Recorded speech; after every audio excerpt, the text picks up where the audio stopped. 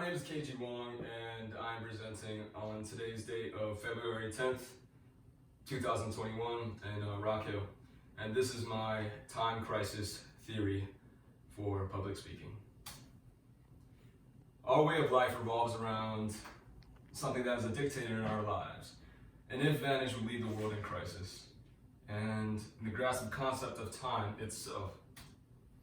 Time as we know it has always been universally sound, with the age of the universe being 15 billion years old and the Earth being 4.5, give or take a few billion years. But this is our concept of time relative to our location in space. If thought as a sphere that is ever expanding, then beginning having an epicenter, time is dictated by the location in space. With the supporting theory of Edwin Hubble's expansion theory, we can theorize that time may be subjective to where we originated in the universe, thus meaning time could be longer or shorter in different parts of the universe. This would be an example of representation of the space expanding at the time of creation itself. And this is what we would call the Huberman sphere. So you can take a look, just like that. Everything in space itself was as dense as a grain of sand until they expanded. Let's take another look at that. Big Bang.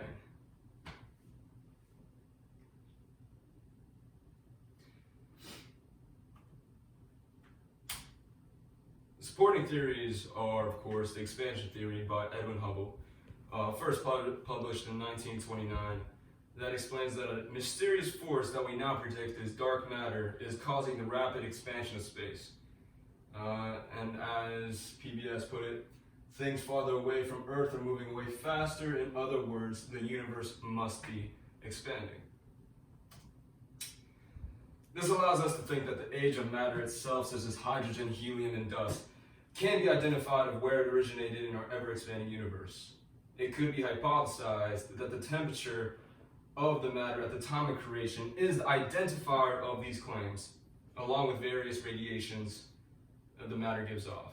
That closely resembles the radiation levels of cosmic microwave background, commonly referred to as CMB, which is the oldest form of radiation to have existed in the known universe. This radiation is what could be the key to proving this theory true.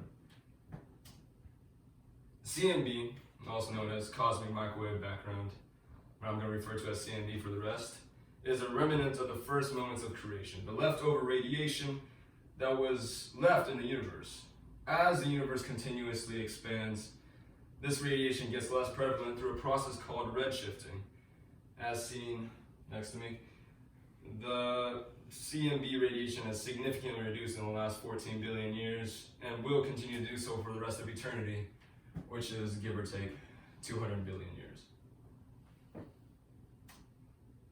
With the assumption that this theory be true, this would mean that time is not the ruler that we once thought it was. We could potentially travel to parts of the universe where the specific age of that region in space may be older in directions away from the epicenter of the universe.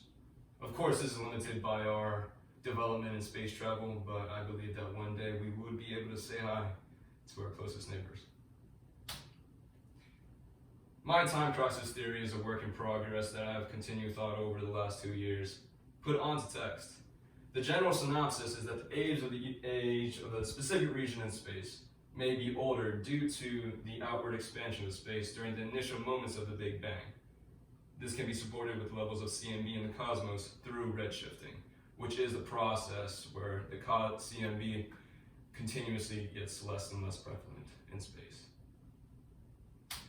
Now, thank you. Is there any questions? Yeah, how did you think of this theory? In high school, I had a paper on that resembled the universe, and I came across this concept called the chaotic universe. And it explains that the universe is a chaotic